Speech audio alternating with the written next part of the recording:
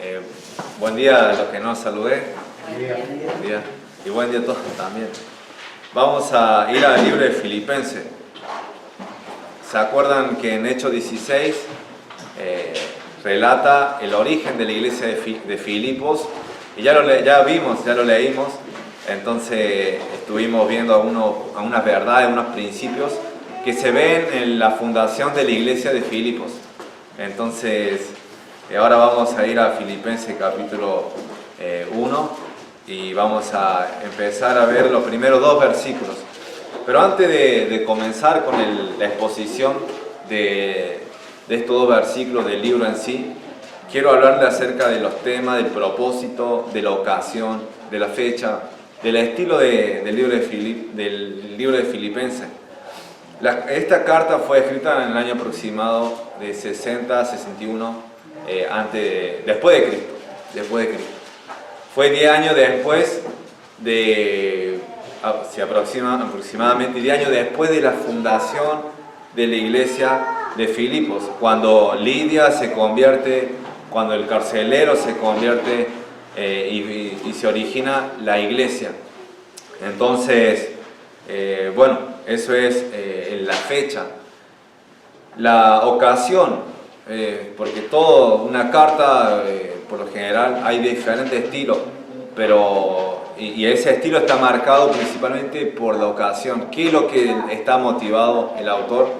¿Qué es lo que le motiva al autor a escribir? Por ejemplo, en Romanos es una carta que expone doctrina y hay poco de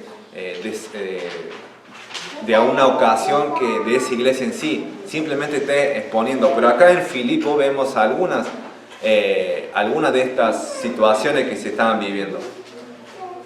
Por ejemplo, en Filipenses capítulo 3, que ahí dice que habría que guardarse de lo de la circuncisión y después también de lo enemigo de la cruz. Aquí, ¿quién era lo de la circuncisión? Lo de la circuncisión eran aquellos que creían, que pensaban que a través de circuncidarse o a través de seguir la obra de la ley podían llegar a tener el favor de Dios. Y por eso Pablo también dedica esa parte, esa sección a los Filipos. Y también en Filipenses capítulo 4 había un problema. ¿Qué problema era? Era un problema de damas, o sea, un problema entre dos mujeres. Ruego a Evodia y a Síntique que sean de un mismo sentir. Entonces había una cierta disputa, un cierto conflicto entre las mujeres de Filipo, por lo menos entre Evodia y Síntique, que pertenecían allí. Entonces vemos algunas ocasiones, digamos, y también principalmente la ocasión principal era que Pablo enviaba esta carta a través de un mensajero. ¿Quién era ese? Epafrodito. En capítulo 2 se ve que, y el final del capítulo también lo nombra, si no me equivoco, sí. Pero la cuestión es que Epafrodito enviaba la carta, le devolví, o sea, estuvo con Pablo llevando una ofrenda de parte de la iglesia de los filipenses a Pablo para ministrar sus necesidades. Y ahora Pablo escribe esta carta como un agradecimiento y también exhortaciones. Y tiene algunos pasajes donde se enseña mucha doctrina, como por ejemplo el capítulo 12. Entonces eso es la ocasión principal, sería que Pablo escribe esta carta como un agradecimiento. Y vamos a ver que se ve parte del corazón de Pablo. Es decir, cómo él sentía ese afecto hacia los filipenses. El tema aún vez está dividido entre aquellos que dicen que son, principalmente la palabra que se nombra mucho es el gozo, y todas las palabras derivadas de ese término del gozo, regocijarse, de estar gozados, de gozarse, y habla mucho de eso del gozo. Aproximadamente 19 veces se utiliza esa palabra o ese término similar. Pero yo considero que el tema sí es uno de los temas del gozo, pero principalmente es como un resultado. Pero lo que Pablo, pienso al leer esto, lo que Pablo buscaba en los filipenses era la unidad, que sean de un mismo sentir, que sean unánimes. Y ese es el desafío para todas las iglesias, de ser una iglesia unida, de una iglesia unida. Y ese es también lo que vamos a ir leyendo, que una de las claves para que una iglesia sea unida, o ya no solamente una iglesia, sino cualquier organización, cualquier institución o organismo, para que haya unidad debe haber algo muy fundamental, entre otras muchas cosas, es la humildad. La humildad. Y por eso Pablo en capítulo 2, él dice, haya en vosotros este sentir que hubo también en Cristo Jesús, y empieza a nombrar cómo Cristo no se despojó a sí mismo, se humilló a sí mismo, y se hizo obediente hasta la muerte y muerte de cruz, porque él, siendo Dios, no estimó el ser igual a Dios. Entonces Cristo es el ejemplo número uno. Y ya de entrada tengo que decirle que debemos buscar la unidad, y para buscar la unidad el medio es ser humilde, ser humilde. Si nosotros no somos humildes, y vamos a ir viendo a través del ejemplo de Cristo cuál es el concepto de la humildad, si nosotros no somos humildes no va a haber unidad. ¿Por qué? ¿Qué es lo contrario de humildad? Lo contrario de humildad es orgullo, es ego. Entonces van a haber peleas. En una iglesia donde no hay humildad, hay peleas, hay celos, hay contiendas. En la familia pasa lo mismo. Si no hay humildad, la familia va a haber peleas entre el esposo y la esposa, entre los mismos hermanos, entre los hijos y los padres. Y eso es lo que Satanás no quiere. No quiere que haya unidad. No quiere que haya unidad en la familia, no quiere que haya unidad, no sé, en el trabajo, bueno, pero principalmente en la iglesia y en la familia, que son los agentes que Dios utiliza. La iglesia, ahora nosotros, aplicándolo a nosotros y viéndolo de la iglesia de Filipos, la iglesia es el medio, es el agente que Dios utiliza para hacer avanzar la obra, hacer avanzar el reino. Porque si la iglesia no hace nada, el evangelio no va a seguir siendo predicado. El evangelio no, y si no es predicado, las personas no van a creer y simplemente van a seguir perdidas, y no va a haber nuevos conversos o familias o creyentes que están siendo edificados si la iglesia no trabaja. Y Satanás quiere que haya división. Hay un principio que podemos sacar de lo que dijo Jesús acerca de los fariseos, porque los fariseos decían, por Belcebú echa demonios, y dice Jesús, si yo por Belcebú echo demonios, o sea, ¿cómo se puede mantener el reino si está dividido? Y de ahí dice que si una casa dividida no puede prevalecer si está dividida en sí. Y como dice el Martín Fierro, Martín Fierro, no me acuerdo, José Hernández, los hermanos se han unido porque si no lo de afuera lo devoran, no sé, pero algo así también, es algo que los mismos, los seculares, entienden y captan ese concepto, que la unidad hace la fuerza también. Y bueno, vamos a ver que Pablo quería eso para los filipenses, y eso es también lo que yo deseo para esta iglesia, que sea una iglesia unida. Hay diversidad de personalidad, de trasfondo, de experiencia, y eso hace difícil. ¿Y saben lo que hace más difícil? Nuestro corazón pecaminoso. Eso es lo que hace más difícil la unidad, porque hay orgullo, hay ego, y tenemos que ir trabajando cada uno con nosotros. Hay indiferencia, o sea, no me interesa mucho lo que le pasa al otro. Hay poca compasión o empatía, como dicen ahora, ¿no? Esa palabra nueva, pero es compasión, o sea, compadecerte por tu hermano, por la situación que está pasando. Y eso son trabas hacia la unidad. Así que ya nombrando esto, y ahora un dato más, la carta de Filipenses fue escrita con otras cartas. Estaba la carta de Efesios, la carta a los Colosenses, y una carta que no es conocida porque, por su contenido pequeño, la carta de Filemón. Todas estas fueron cartas escritas en el mismo momento cuando Pablo estaba encarcelado, y él la envía para diferentes iglesias. Así que vamos a leer el primer versículo del libro de Filipenses, y vamos a parar en el versículo 2. Dice así la palabra del Señor: Pablo y Timoteo, siervo de Jesucristo, a todos los santos en Cristo Jesús, que están en Filipos, con los obispos y diáconos. Gracia y paz a vosotros, de Dios nuestro Padre y del Señor Jesucristo. Te pido, Señor, que tú estés obrando en cada uno de los que están aquí presentes. Te ruego, Señor, que tú le hables a través de tu palabra. Gracias, Señor, por darme el privilegio de poder compartir tu palabra, Señor, de poder predicarla, exponerla. Te ruego, Señor, que sea claro, que me ayudes a poder hablarle y comunicarle de la mejor manera.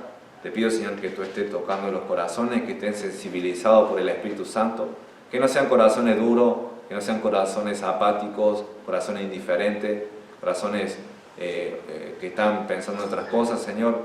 O sea, ahora lo más importante es tu palabra, y siempre es lo más importante tu palabra, pero, Señor, que puedan estar atentos a lo que tú dices, Padre. Y te ruego, Señor, por nuestra iglesia, que tú estés bendiciendo en esta reunión. Gracias, Dios, por esto, y te pido, Señor, que tú sigas bendiciendo en el nombre precioso de Hijo Jesús. Amén y amén. Vamos a ver cinco aspectos, 5 puntos del saludo de Pablo. Primero comienza Pablo y Timoteo. Pablo y Timoteo. ¿Quién era Pablo y quién era Timoteo? Pablo ya lo vimos, que era un apóstol. Era un siervo de Dios que fue, como él dice, apóstol a qué tipo de gente. Él predicaba a todos, obvio, pero él mismo dice, apóstol a quién, a los gentiles. Y Pedro, sacamos la conclusión que Pedro fue a los judíos. Y se ve eso en el libro de Hechos. Pero Pablo predicaba a todos, a judíos y a gentiles, pero él decía a los gentiles. Entonces Pablo, el apóstol, es el autor de esta carta y es el líder del equipo misionero que se encargaba de fundar, de levantar nuevas obras. Cuando una persona, por ejemplo, si Pablo visitara Córdoba, Córdoba nunca fue evangelizada, nunca fue predicado el evangelio. Si venía Pablo acá, predicaba y la gente se convertía, ya había un grupo de hermanos, esa iglesia se organizaba y sería la iglesia de Córdoba. Y por ejemplo, si Pablo estuviera en otra provincia y estuviera escribiendo a la iglesia de Córdoba, diría carta a los cordobeses, y tenía una carta que diría el libro de cordobeses, o la carta de los cordobeses. Pero como no fue así, menos mal, pero fue a los filipenses, entonces era una colonia, pero ya vamos a ver eso.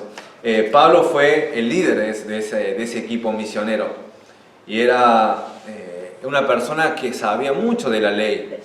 Él era fariseo de fariseo, y él lo va a explicar cómo da su propia descripción en el libro de Filipenses capítulo 3, y lo voy a leer. Dice acá en versículo 4 del capítulo 3, dice: aunque yo tengo también de qué confiar en la carne, si alguno piensa que tiene de qué confiar en la carne, yo más, circuncidado al 8º día, del linaje de Israel, de la tribu de Benjamín, hebreo de hebreos, en cuanto a la ley, fariseo, en cuanto a celo, perseguidor de la iglesia, en cuanto a la justicia que es en la ley, irreprensible. Eso era el Pablo del pasado. Y en Hechos, creo que 21, dice que él estaba bajo los pies de Gamaliel. Y Gamaliel era un maestro, un experto de la ley. Entonces Pablo no era alguien así simple, no era como los discípulos que escogió Dios. Entonces en Pablo podemos ver a través de la vida de Pablo que Dios escoge a todo tipo de personas. Escoge a pescadores, simples pescadores, a publicanos, a personas que eran como Judas el celote, que es Simón el Celote, que era una persona que militaba políticamente, pero después al seguir a Jesús, yo sé que eso cambió, pero utilizó ese tipo de personas, y también utilizaba personas como Pablo, que era un erudito, un fariseo, un experto en la ley. Así que ese era Pablo, y podemos ver otros pasajes donde describe la vida de Pablo, pero no quiero dar una biografía de él, porque estaríamos varios domingos predicando acerca de la vida de Pablo. Pero quiero decirle esto, que Pablo tenía mucho interés hacia los hermanos, y eso lo vamos a ver más adelante, pero quiero decirle eso, tenía mucho interés, y por esa razón él va escribiendo esta carta. También estaba Timoteo, Pablo y Timoteo. Era un pastor joven, desde niño aprendió las escrituras y el camino de salvación, gracias a su abuela y su madre. Lo voy a leer en 2 Timoteo, capítulo 1. Pablo le escribe, le dirige, le da 2 cartas, le dirige a Timoteo. Dice esto en versículo 5 del capítulo 1 de 2 de Timoteo. 2 Timoteo, capítulo 1, versículo 5. Trayendo a la memoria la fe no fingida que hay en ti, la cual habitó primero en tu abuela Loida y en tu madre Eunice. Estoy seguro que en ti también.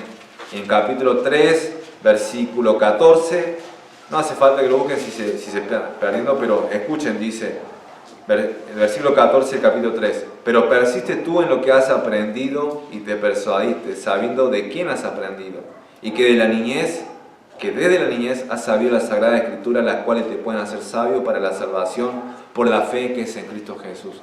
Entonces Timoteo era una persona que conocía de la palabra, del Evangelio de Dios, gracias a la intervención ¿de quién?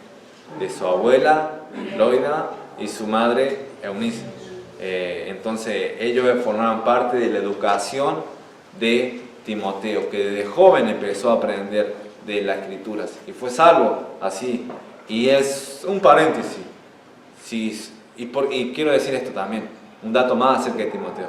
Timoteo, su padre era griego, y no se menciona de su padre, no se menciona, pero lo que quiero decir es que probablemente su padre no fue salvo, no fue creyente, y seguramente así lo fue, porque nombra a las mujeres que fueron influencia espiritual en su vida. Quiero decir esto, que si vos tenés cierto, podés ser de influencia a un hijo o a un nieto, hacelo, porque es inversión. Yo sé que es difícil un niño, porque dice, uy, ¿qué va a entender este niño? ¿No? Porque pareciera así que no entienden. Pero Timoteo estaba entendiendo. Y yo no sé qué habrán pensado los maestros de la escuela dominical cuando yo iba a la iglesia allá en mi barrio, en Villa Rebol, Hermanos Libres. No sé qué habrán pensado en mí cuando yo desde chico tenía 7 años. No es que mostraba fruto, pero todas esas historias entraron y están ahí en mi cabeza. Y yo me acuerdo de la señorita o del maestro cuando era más grande, pero me acuerdo de esas historias. Entonces, no es que algo tirado en vano, no es algo en vano, es inversión que vale oro, porque no sabes lo que Dios puede hacer. No solamente por el fruto esperando en sí, sino también porque uno lo hace para el Señor, independientemente si esa persona después es salva o no es salva, porque eso depende de Dios. Pero vos ya tu trabajo lo hiciste. Y qué bueno, ¿no? Qué bueno que lo puedan hacer. Entonces ese era el caso de Timoteo, una persona que había sido influenciada por su abuela y por su mamá.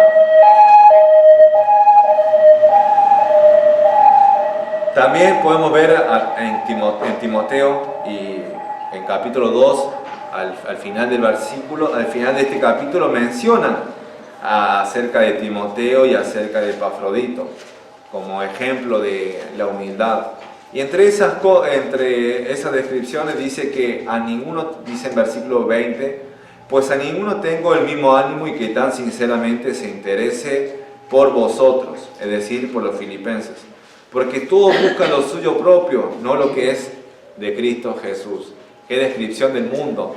que ya Pablo daba en sus tiempos. Eso sigue ocurriendo hoy, sí, sigue ocurriendo hoy. Todos buscan lo suyo propio, no lo que es de Cristo Jesús. Cada uno está velando por sus intereses.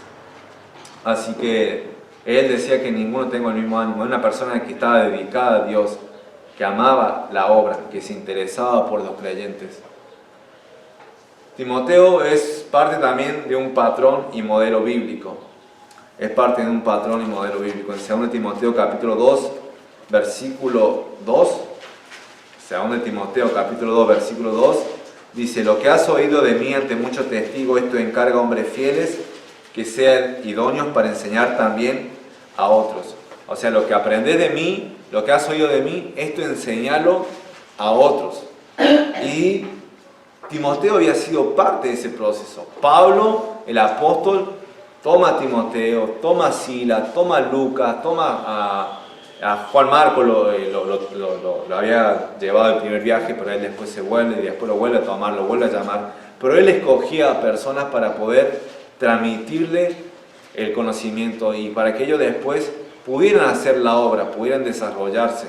Y esto es un proceso, un modelo bíblico. Lo que has oído de mí ante muchos testigos, esto encarga a hombres fieles que sean idóneos para enseñar también a otros.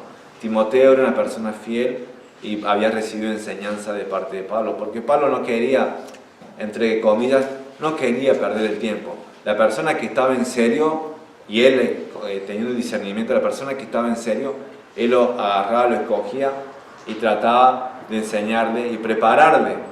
Y como el caso de Marcos, que se volvió Marcos, después Pablo no quiso escoger a Marcos, porque decía: no, yo no quiero una persona que se vuelve atrás, no quiero una persona que ante las dificultades abandona o que deserta. No, y eso muchas veces pasa. Personas quieren llegar a un lugar, ¿no?, hacia el centro. Por ejemplo, acá o en las iglesias, el púlpito.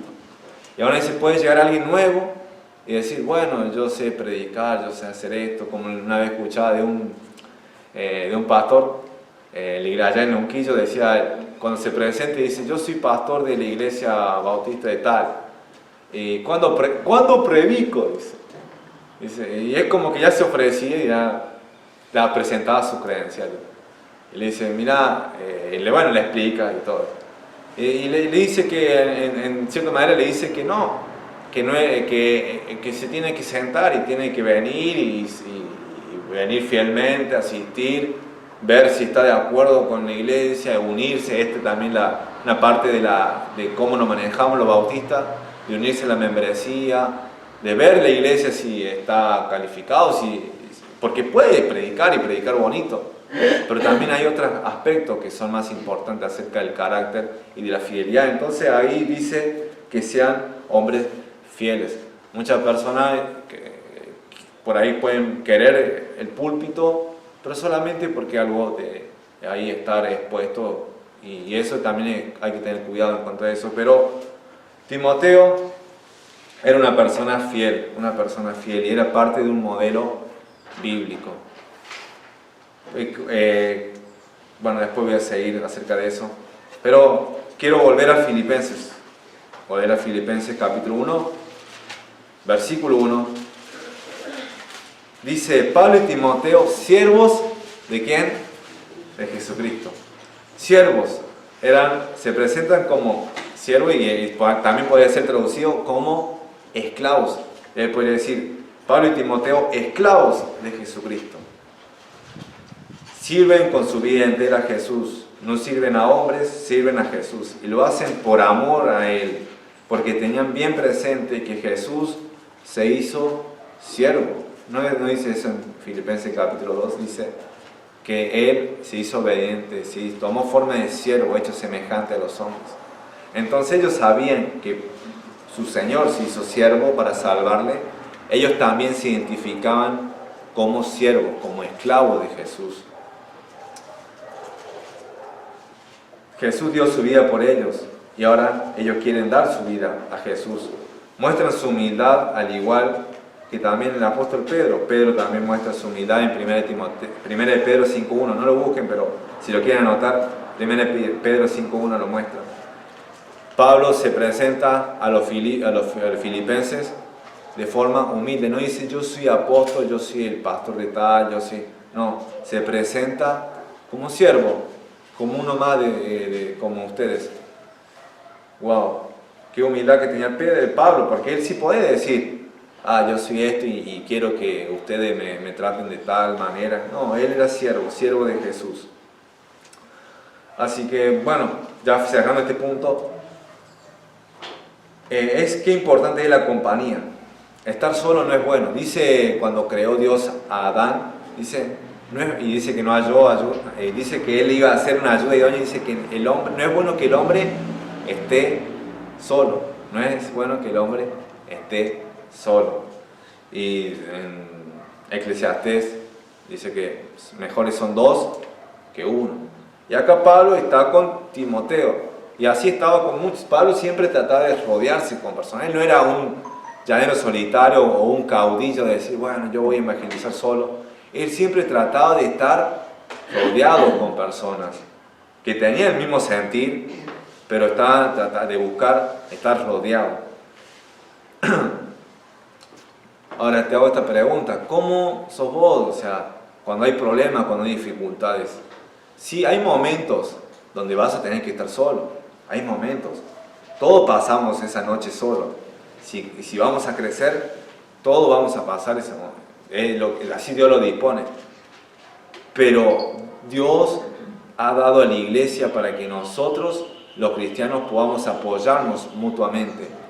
Buscás esa ayuda en otros hermanos maduros en la fe para poder descargar tus problemas, poder llevar, como dice en Gálatas, sobrellevar las cargas los unos de los otros y cumplir así la ley de Cristo, que es el amor, llevarse la carga los unos en los otros.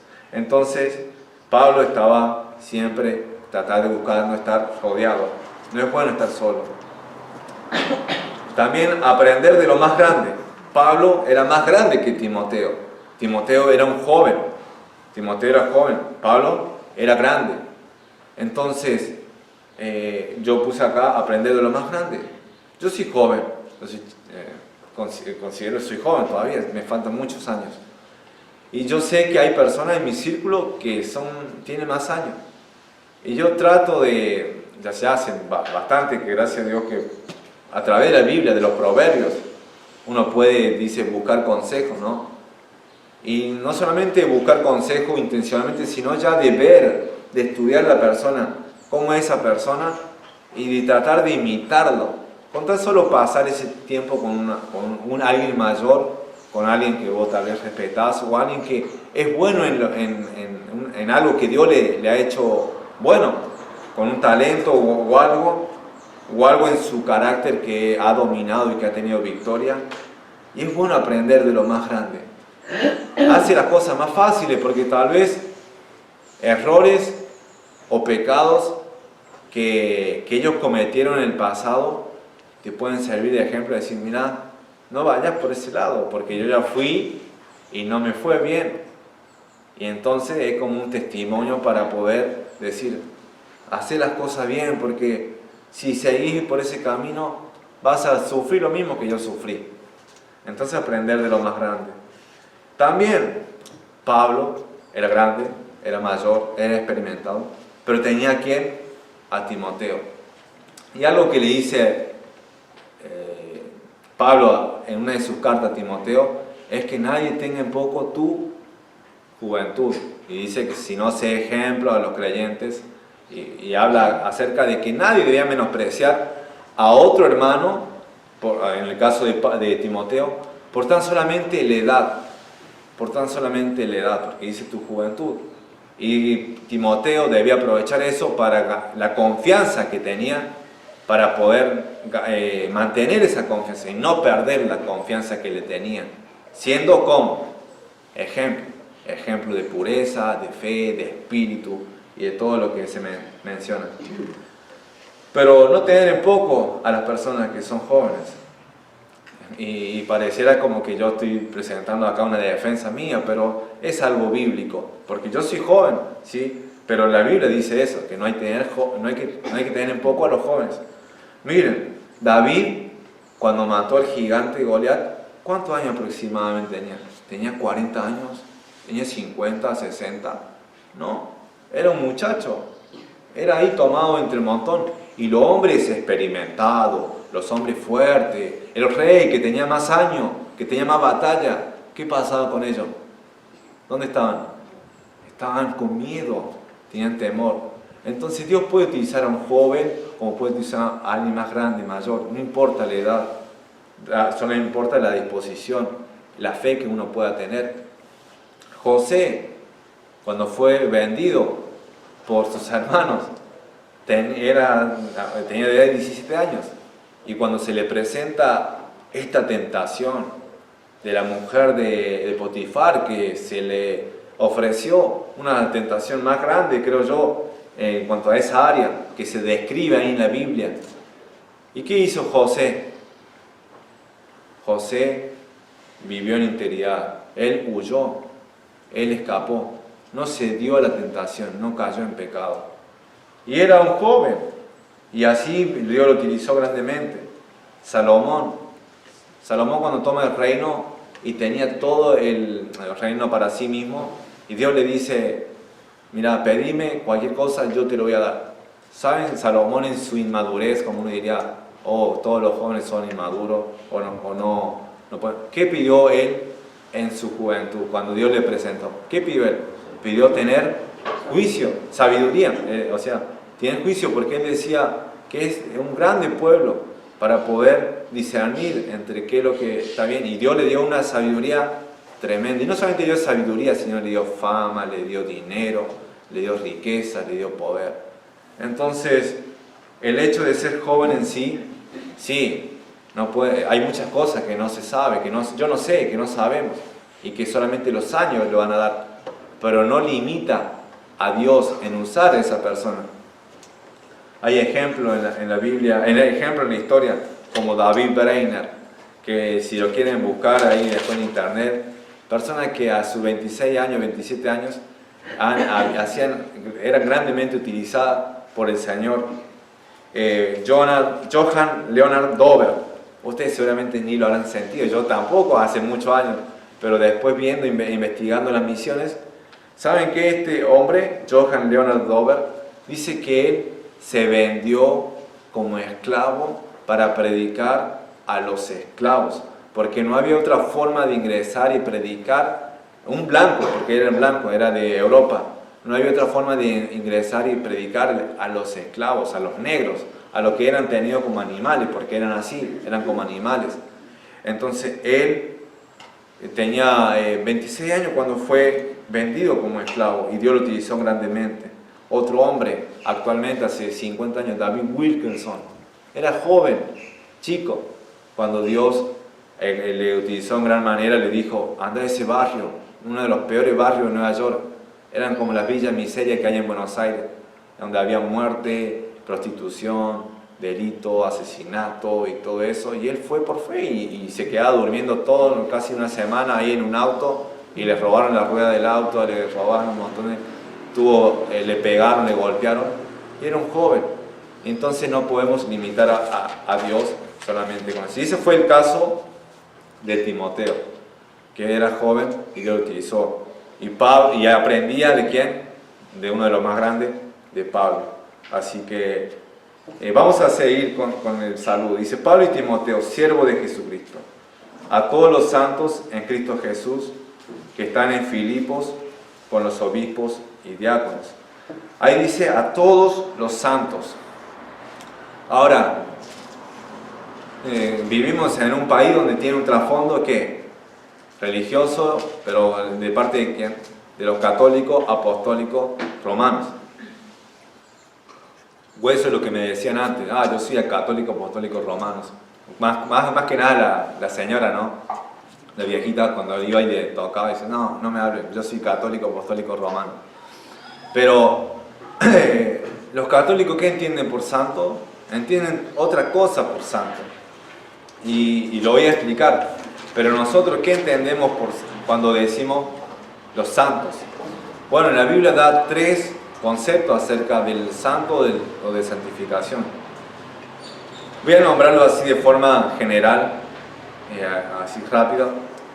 Primero, hay tres aspectos en cuanto a la santificación. Uno en cuanto al tiempo, el pasado, presente y futuro. Nosotros somos santificados por la obra de Cristo.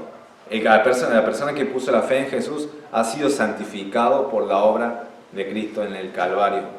Y Él lo ha hecho santo. Eso es algo pasado, eso en el pasado. Cuando vos recibiste a Cristo como tu Señor y Salvador, Dios te declaró justo y te hizo santo. Eso fue en el pasado.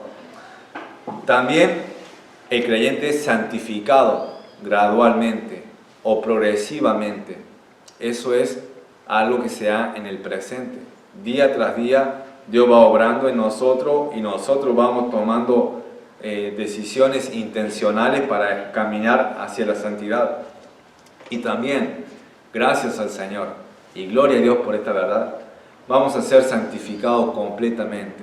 Vamos a ser un día perfecto, sin pecado, ya con esas cosas que luchamos y batallamos y que muchas veces nos hace caer y tirar en la cama por la culpa, por la vergüenza, por lo que hicimos, por lo que dijimos, por lo que pensamos. Va a llegar un día, si realmente sos un hijo de Dios, va a llegar un día en que lo que vos anhelás, que es no ofender a Dios, que es vivir una vida sin pecado, va a llegar ese día y vas a ser sin pecado. Eso es algo que Dios ya lo dispuso, y eso es en el futuro. Entonces tenemos el aspecto pasado, presente y futuro. Ahora Pablo, ¿de qué está hablando acá? Está hablando en el sentido del pasado. A los santos, ustedes ya son santos, o sea, por la posición que tienen en Cristo. Dice, no solamente en este pasaje, sino en 1 Corintios 6, 11, voy a leer para explicar este concepto. 1 Corintios 6, versículo 11, pero voy a leer del 9 al 11. Dice, ¿no sabéis que los injustos no heredarán el reino de Dios? No erréis, ni los fornicarios, ni los idólatras, ni los adúlteros, ni los afeminados, ni los que se echan con varones, ni los ladrones, ni los ávaros, ni los borrachos, ni los maldicientes, ni los estafadores heredarán el reino de Dios. Wow, esa es la descripción del mundo, del mundano. Y nosotros estábamos en esa lista antes. O tal vez no sé si cometiendo esos pecados, pero sí éramos pecadores. Y dice versículo 11, y esto erais algunos, mas ya habéis sido lavados, ya habéis sido santificados, ya habéis sido justificados en el nombre del Señor Jesús y por el Espíritu de nuestro Dios. Amén. ¿Por qué digo amén? Porque esto dice Pablo a los Corintios, dice, erais, era en el pasado, ya no son lo mismo que lo son ahora, que en el presente. Ahora son nueva criatura en Cristo, son hechura suya, creado en Cristo Jesús. ¿Para qué? Para andar en buenas obras que Dios preparó de antemano. Entonces, la persona que ha recibido a Cristo, el pasado que antes era, como los corintios se identificaban, borrachos, afeminados, fornicarios, estafadores, todas esas personas que no van a heredar el reino, esa persona ya, eso es en el pasado. Ahora tiene una nueva posición en Cristo. Y qué glorioso eso. Y eso es lo que le escribe Pablo a los filipenses, a los de Filipos. Ustedes son santos, ustedes son ya apartados, separados para Dios. Volvemos al Filipenses. Volvemos a Filipenses, capítulo 1.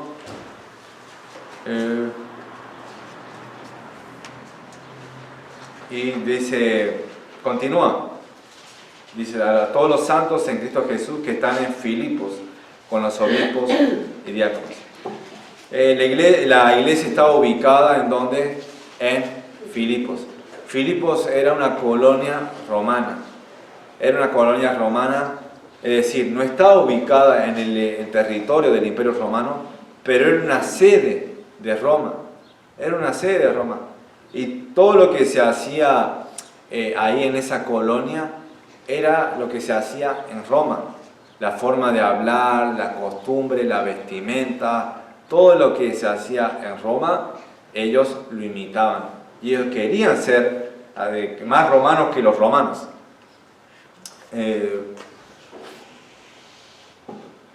Bueno, los filipenses pudieron arrastrar un sentimiento de orgullo desmedido por ser romanos. ¿Se acuerdan cuando se inicia la iglesia en Hechos 16? Dice, estos siendo judíos quieren cambiar nuestras costumbres. Y esto no debe ser así, ¿por qué?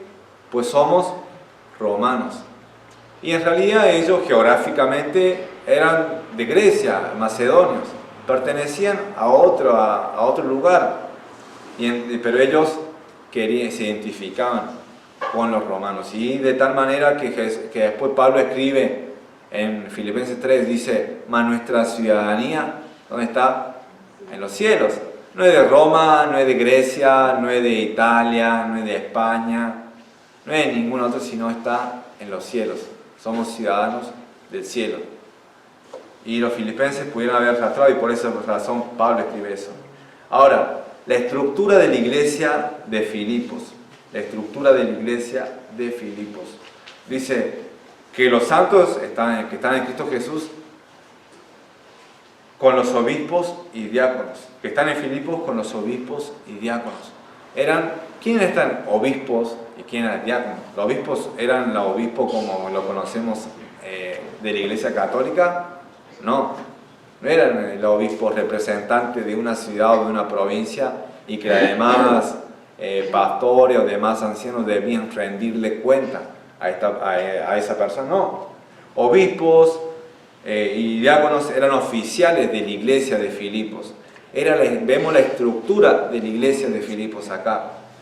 Los únicos dos oficiales que también nosotros reconocemos, que son los obispos y los diáconos, o los pastores o los ancianos, que es lo mismo que obispo.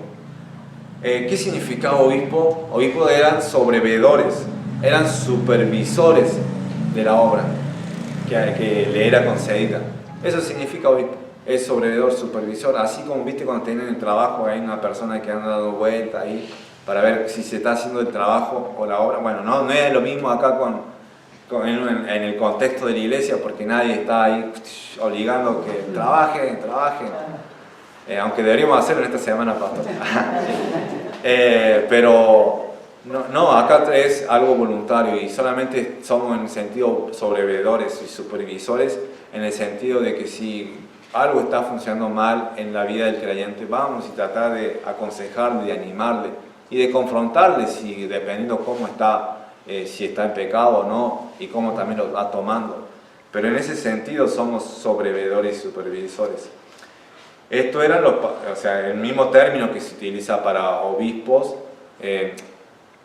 la misma persona que se le aplica el término obispos, también se le aplicaba el término de pastor y de anciano. En Hechos capítulo 20 vemos ese uso indistinto, sería ese uso que en Hechos capítulo 20. Versículo 17, dice en Hechos capítulo 20, versículo 17, Pablo hablando a los ancianos de Éfeso, dice, enviando pues desde Mileto a Éfeso, hizo llamar a los ancianos de la iglesia. Eso en versículo 17 del capítulo 20. A los ancianos, ahí lo pueden ver, hizo llamar a los ancianos de la iglesia de Éfeso. Y versículo 28 dice, por tanto, mirad por vosotros y por todo el rebaño que en el Espíritu Santo os ha puesto por, ¿qué cosa? Por obispo. A la misma persona que le llamaba anciano también le dice obispos. Y después continúa, porque vamos a ver el mismo versículo que no dice el término, pero la acción está diciéndolo, ahí lo van a entender. Dice que os ha puesto por obispo para apacentar la iglesia del Señor, la cual Él ganó por su propia sangre, para apacentar la iglesia del Señor. ¿Quiénes apacientan? ¿Quiénes son los que están haciendo ese trabajo, esa labor? Son los pastores, apacentar algo relacionado al pastor. Entonces, volvemos a Filipenses, obispos, ancianos y pastores, es lo mismo, es la misma persona, solamente con diferentes términos, describiendo su función, describiendo su labor en la iglesia. Agregando a información a esto, el pastor, el obispo, el anciano, primeramente debe ser llamado por Dios para ese oficio. No debe ser solamente un deseo, no debe ser solamente un entusiasmo, un querer, sino debe ser llamado de Dios. Porque hay muchas cosas que se nombran en esta filosofía, o una frase en esta filosofía de esta generación, es hacer lo que más, ¿qué cosa? Te gusta. O sea, lo que te gusta, tienes que hacerlo. Si no te gusta, no lo hagas. Es verdad, yo creo que hay verdad en eso, en el sentido de que tenés que tener pasión por lo que vos haces.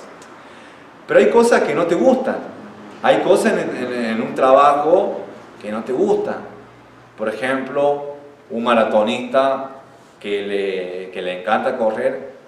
Hay momentos, un maratonista profesional, que se tiene que levantar y correr a tal punto casi hasta vomitar. Ese era el caso de Usain Bolt. Y vomitaba. Y yo digo, ¿eso le habrá gustado eso? Y yo creo que no. Vomitar, correr a tal punto de vomitar. ¿Qué pasa cuando llegan las reuniones sociales, los cumpleaños y le invitan? Y dice, no puedo ir a tal lugar. ¿Por qué? Porque tengo que levantarme temprano a correr. ¿Eso le habrá gustado? Y yo creo que no. Hay cosas, por ejemplo, la comida. ¿A quién no le gusta una hamburguesa o no sé, unas pizzas, cosas ricas, ¿no? Pero que no son saludables? Un deportista decía, no, yo no puedo comer eso. Aunque le guste eso, se tenía que abstener. De la misma manera pasa con alguien que es llamado al ministerio. No solamente debe ser un deseo, sino que debe ser un llamado genuino, porque cuando te vienen cosas que no te gustan, hay que seguir, hay que continuar. Y de la misma manera pasa con lo que Dios le ha llamado a ustedes a hacer. Y si Dios le ha llamado a hacer algún oficio o le ha llamado a una vocación, háganlo para el Señor y Dios lo va a mantener, cuando le guste o no le guste. Dice, debe tener el deseo y debe ser calificado. Es decir, en 1 Timoteo 3 dice, si alguno anhela obispado o buena obra, desea. Es en 1 Timoteo 3:1. Es anhelar, un sentido de desearlo. También debe haber eso en una persona que es obispa, que es pastor, que es anciano. Pero después de eso, menciona descripciones acerca de qué? Del corazón, del carácter de esa persona. Y solamente describe un aspecto de la habilidad o capacidad que debe tener esa persona, que es el que sepa enseñar, o sea que debe saber enseñar. Y ese es el don también de parte de Dios. Entonces, después de eso también debe ser reconocido ¿por quién? Por la iglesia local, la iglesia donde se está. Porque no es una cuestión de venir y decir, yo soy el pastor y ustedes me tienen que seguir y yo les voy a predicar. No, la iglesia es la que te elige, por eso está la membresía. La iglesia es la que elige a qué pastor tener. Y también quiero decir que no es que hay iglesias que están por encima de otras. Y si hay, no debe ser así, que venga una iglesia y diga, ponemos a tal pastor y ese va a ser su pastor. No, ese es su pastor y eso es lo que decidimos nosotros. No es así como lo entendemos bíblicamente. Debe ser reconocido por la iglesia. La iglesia debe ver esas cualidades acerca de su llamado, acerca de su carácter y después elegirlo. Diáconos. Diácono es algo relacionado a ser siervo, es un servidor, eso es lo que significa, es un servidor. En 1 Timoteo 3, versículos 8 al 13, es un pasaje que no es conocido, por eso lo voy a buscar y lo voy a leer. 1 Timoteo capítulo 3, versículos 8 al 13 dice, los diáconos asimismo deben ser honestos, sin doblez, no dados a mucho vino, no codiciosos de ganancia deshonesta, que guarden el misterio de la fe con limpia conciencia. Y esto también sean sometidos a pruebas primero y entonces ejerzan el diaconado si son irreprensibles. Las mujeres asimismo sean honestas, no calumniadoras, sino sobrias, fieles en todo. Los diáconos sean maridos de una sola mujer y que gobiernen bien sus hijos y sus casas, porque los que ejerzan bien el diaconado ganan para sí un grado honroso y mucha confianza en la fe que es en Cristo Jesús. Entonces, igual que un pastor, que un anciano, que un obispo, el anciano también debe cumplir, el diácono debe cumplir ciertos requisitos que son establecidos por la palabra de Dios. Y principalmente debe ser un servidor. Es eso. Hay iglesias en las cuales he leído así acerca de que los diáconos es como que toman el poder. Y toman el poder y eligen qué pastor y van cambiando. Esto no sucede acá en Argentina, pero el autor era de allá en Estados Unidos. Y cambiaban pastores cada tanto, y si no le gustaba la nariz, no le gustaba el flequillo o su peinado, lo que sea, pum, lo cambiaban. Y no es así la forma bíblica. Entonces, ¿qué son los diáconos? Son servidores, no son personas que están ahí para tomar el poder o buscan esa posición como una fuente de poder, porque no es así bíblicamente. Están para servir a la iglesia, tanto físicamente como en las finanzas y como en la espiritualidad. ¿Se imaginan que una iglesia, si no hubiera servidores, todo recaería sobre quién? Sobre el pastor o sobre el pastor. Caería toda la tarea sobre él, haciendo como una especie de Superman o una especie de pulpo, y no puede hacer todo. Y si lo hace mal, no lo hace bien. Por esa razón debe haber diáconos. Entonces, los únicos dos oficiales formales y reconocidos son los obispos y diáconos, y acá lo vemos. La iglesia debe elegir a sus oficiales, y eso es lo que creemos nosotros. Y por último, el saludo tradicional y común de Pablo. Dice: gracia y paz a vosotros de Dios nuestro Padre y del Señor Jesucristo. Ese era el contenido, dice el saludo tradicional.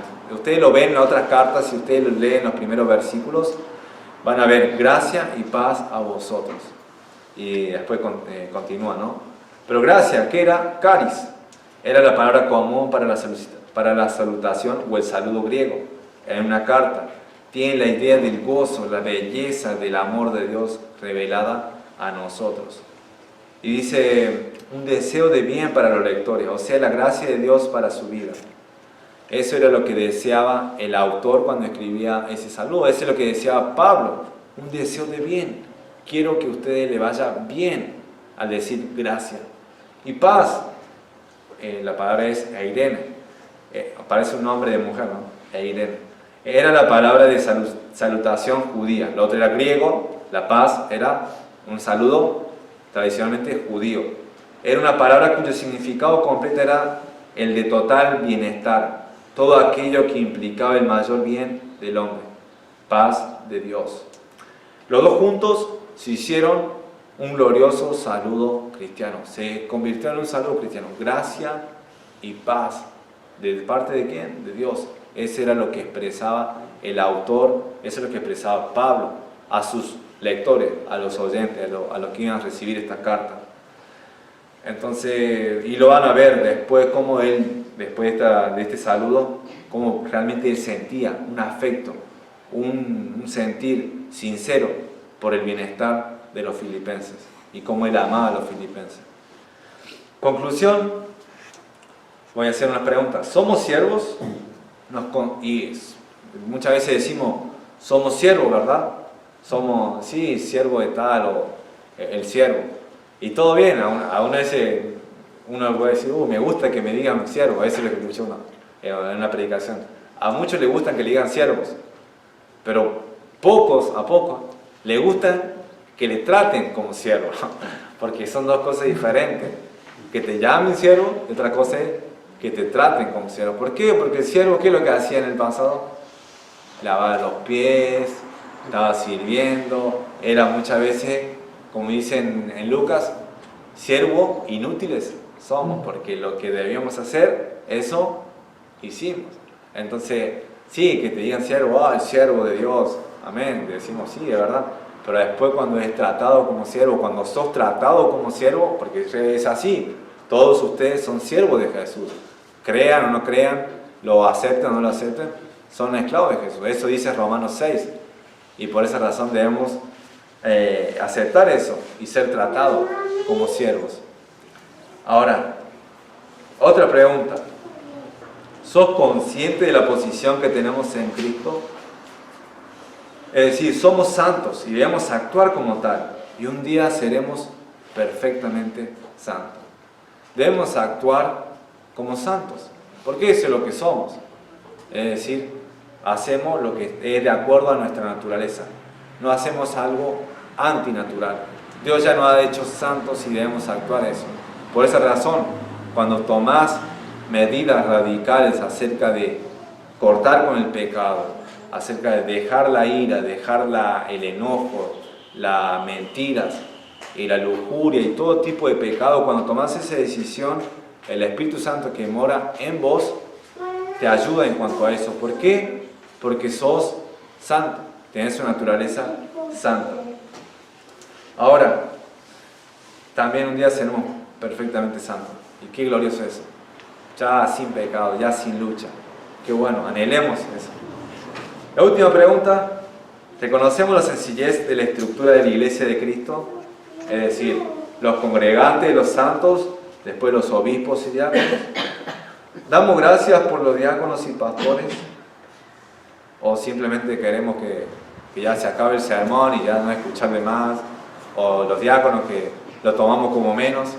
¿Damos gracias a los diáconos y pastores? Ahora, ¿pedimos por diáconos y pastores? ¿Oramos por ellos? ¿Oramos para que se levanten más? ¿O quién sabe? Puede ser uno de ustedes. Obvio, siguiendo el llamado de Dios, siguiendo cómo Dios te capacita. Que no solamente buscar solamente un título, sino buscar sinceramente. Pero pedimos por más que haya más diáconos, más obreros para la obra de Dios. Que ese sea tu sentir. Y que ese sea mi sentir. Bueno, ese fue el saludo de Pablo y que podamos aplicar varias verdades y varios principios que vimos, pero principalmente esa fue la introducción y el domingo que viene vamos a estar viendo más acerca del contenido, ya adentrándonos al contenido de la carta de Filipenses. Oremos. Señor, gracias por este día, gracias Padre por tu amor, tu misericordia. Padre, gracias por el ejemplo de Pablo y de Timoteo, de cómo personas que se han entregado a ti para el inicio de la obra y para la continuación de la obra. Y Señor, gracias porque lo utilizaste en gran manera. Y también establecen modelos bíblicos acerca de cómo los más chicos pueden aprender de los más grandes. Y aún así tú puedes ayudar, puedes utilizar a cualquier persona de cualquier edad, de cualquier trasfondo, porque no te limitas en cuanto a eso. Padre, también te agradecemos por las personas que tú has puesto como oficiales, como personas como pastores o diáconos, que sirven a ti, que te sirven, Padre. Oro, Señor, por la iglesia, para que se levanten diáconos y también pastores, Señor, y que tú sigas bendiciendo esta obra. Te ruego, Señor, porque haya unidad en esta iglesia, que aún a pesar de pleitos o de contención que puedan haber, que siempre sean solucionadas en verdad y en amor, y que siempre triunfe el amor y la humildad, Señor, que no haya división en esta iglesia, que tú estés obrando con cada corazón, Señor, y que tu nombre sea glorificado. Gracias porque vamos a empezar a ver más acerca de esta carta, y que tú estés obrando en cada una de las personas que están aquí, para que también puedan leer tu palabra y puedan ser alimentados, Señor. Gracias porque nos declaraste santo y ya nos has hecho un día vamos a ser sin pecado, ya sin lucha. Ayúdanos, Señor, mientras que estamos en este cuerpo, a luchar y batallar. Gracias, Padre, por todo, y te lo dejo todo en tu mano, en el precioso nombre de tu Hijo Jesús.